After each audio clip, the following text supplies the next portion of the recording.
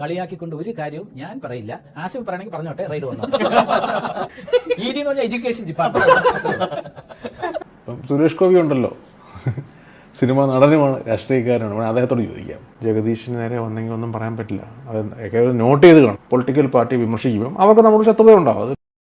അതിന് തൊട്ടു പിന്നാലെ പൃഥ്വിരാജിന്, ആന്റണി പെരുമ്പാവൂരിന്, ഗോകുലം ഗോപാലിന് ഇ ഡി നോട്ടീസ് അയക്കുന്നു, ചോദ്യം ചെയ്യുന്നു. ഇത് സ്വാഭാവികമായി ഉണ്ടാകുന്ന ഒരു നടപടിയായി കാണാൻ സാധിക്കില്ല. സിനിമാ മേഖലയിലുള്ളവർ പോലും ഇതിനോട് പ്രതികരിക്കാത്തത് എന്തുകൊണ്ടാണ്?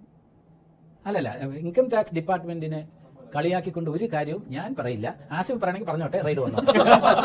ഇൻകം ടാക്സ് അവരുടെ ഡ്യൂട്ടി ചെയ്യാൻ നേരത്ത് അത് മറ്റേ സിനിമ റിലീസ് ചെയ്തിട്ട് ടൈറ്റിൽ തന്നെ Asif Ali Indian income tax department, E D, ഇതൊക്കെ അവരുടെ എന്താണ് ഉദ്ദേശം എന്നുള്ളത് അവരോട് ചോദിക്കുക. സിനിമാക്കാരോട് ഒരിക്കലും ചോദിക്കുക. ഞങ്ങളുടെ അഭിനയിക്കും. ഇ ഡി ഓഫീസറായിട്ട് ഞാൻ അഭിനയിക്കാൻ റെഡിയാണ്. അത് മീഡിയ കോമഡി ആക്കിക്കൊണ്ടല്ലേ, വളരെ സീരിയസ് ആയിട്ടുള്ള ഇൻകം ടാക്സ് ഓഫീസറായിട്ട് അഭിനയിക്കാൻ തയ്യാറാണ്. ഇതിന്റെ പേരിലുള്ള റെയ്ഡ് വിവാദം അടുത്ത വിവാദത്തിലേക്ക് ഞങ്ങളെ വലിച്ചയക്കേണ്ട. അത് അവരോട് ചോദിക്കുക. സിനിമാക്കാരോട് ചോദിച്ചാൽ ഞങ്ങൾക്ക് എങ്ങനെ അറിയാൻ പറ്റും? പറയൂ, ഞങ്ങൾക്ക് എങ്ങനെ അറിയാൻ പറ്റും? ഇ ഡി എടുത്ത് ഞാൻ ചെന്ന്, ഇടി സാർ എങ്ങനെയാണ് സാർ ആക്ച്വലി എന്താണ് സംഭവിച്ചത് സാർ ഒന്ന് പറയണം സാർ, ഇമ്രാന്റെ അതാണ്, അതോ വേറെ എന്തെങ്കിലും റെക്കോർഡ്സ് കിട്ടിയ സാർ ഇങ്ങനെ നോക്കിയിട്ട് അടുത്ത അവന്റെ വീട്ടിൽ അവന്റെ വീട്ടിൽ എന്ന് പറയേണ്ട അവസരം നമ്മൾ ഇ ഡിയെ കണ്ടിട്ട് പോലും അറിയില്ല. ഇ ഡി എന്ന് പറഞ്ഞാൽ എഡ്യൂക്കേഷൻ ഡിപ്പാർട്ട്മെന്റ്. ചോദിച്ച ആങ്കർ ഇപ്പം ഏതൊക്കെയായാലും സത്യം പറഞ്ഞാൽ ഈ സിനിമാ പ്രവർത്തകരോട് ചോദിച്ചിട്ട് കാര്യമില്ലല്ലോ. അത് ഇ ഡിയോട് തന്നെ ചോദിക്കണം, അല്ലേ BJP സർക്കാർ, കേന്ദ്രം ഭരിക്കുന്നവരവരല്ല, അവരോട് ചോദിക്കണം. ഇപ്പം സുരേഷ് ഗോപി ഉണ്ടല്ലോ, സിനിമ നടനുമാണ്, രാഷ്ട്രീയക്കാരനാണ്. അദ്ദേഹത്തോട് ചോദിക്കാം, എന്താണ് സുരേഷ് ഏട്ടാ ഇങ്ങനെ വരുന്നത്? സുരേഷ് ഗോപിക്കൊക്കെ ഒരു പക്ഷേ അറിയാമായിരിക്കും എന്താ റീസൺ എന്നുള്ള. ഇ ഡി വന്നതിൻ്റെ അകത്ത് ഞാൻ അറിഞ്ഞത് എംബ്രാൻ്റെ മാറ്റർ മാത്രമല്ല, നേരത്തെ തന്നെ ഇവരെ ഫോളോ ചെയ്യുന്നുണ്ടായിരുന്നു. സിനിമ എന്നൊരു വ്യവസായമാണല്ലോ. ഇപ്പോൾ നമ്മുടെ ഇപ്പോൾ ഉള്ള നടന്മാരെ, ഡയറക്ടർമാരെ, പ്രൊഡ്യൂസർമാരെയൊക്കെ ഈ പറയുന്ന ഇ ഡി ഫോളോ ചെയ്യുന്നുണ്ട് ഇപ്പോഴും. പക്ഷേ ഇ ഡി അടുത്തോട്ട് വരുന്നത് ഇയാളെ ഒന്ന് കണ്ടേക്കാം, ഇയാളൊന്ന് പരിചയപ്പെട്ടേക്കാം എന്ന് ഇ ഡിക്ക് തോന്നുന്നുണ്ടെങ്കിൽ അങ്ങനെയുള്ള എന്തെങ്കിലും ഒരു ആക്ട് വരണം. ജഗദീഷ് അത് തമാശയുടെ രീതിയിൽ പറഞ്ഞ് ആങ്കർ ചോദിക്കും, പിന്നെ എന്താ പറയുന്നത്, ഞങ്ങൾ ഇ ഡിയെ കണ്ടിട്ട് പോലും. ലാസ്റ്റ് ജഗദീഷ് പറഞ്ഞത് എഡ്യൂക്കേഷൻ ഡിപ്പാർട്ട്മെൻറ്റ്, പുള്ളിയൊരു അധ്യാപകനല്ലേ.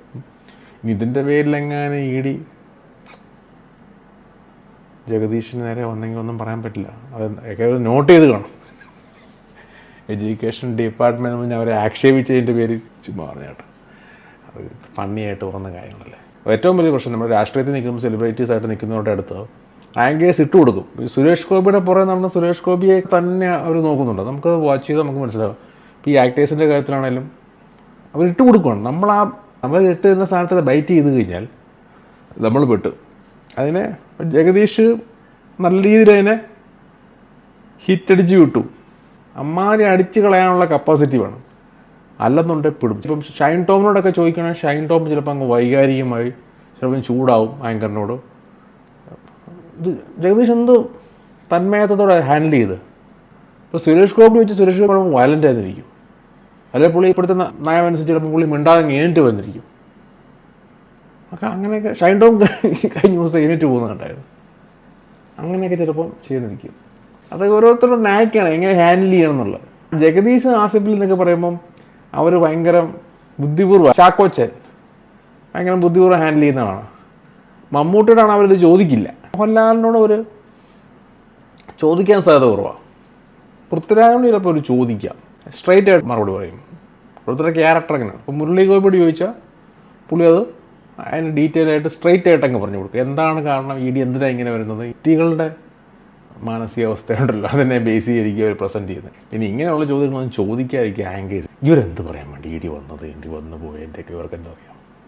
ഏക്കാളും ഇ ഡി എപ്പോഴും നമ്മളല്ലേ ഈ business people, film industry, sports people, famous YouTubers, എന്നെപ്പോലെയുള്ള നക്കാപ്പിച്ച യൂട്യൂബേഴ്സ് അല്ല, ഹൈ റേഞ്ചിൽ നിൽക്കുന്ന യൂട്യൂബേഴ്സ്, ഇവരുടെ നീക്കങ്ങൾ, ഇവരുടെ മണി സോഴ്സ്, ഇവരുടെ കോണ്ടാക്ട്സ്, ഇവർ ടാക്സ് വെട്ടിക്കുന്നുണ്ട്, ഇതൊക്കെ ഒരു മൊത്തം ഒരു സെർച്ചിങ്ങാണ്.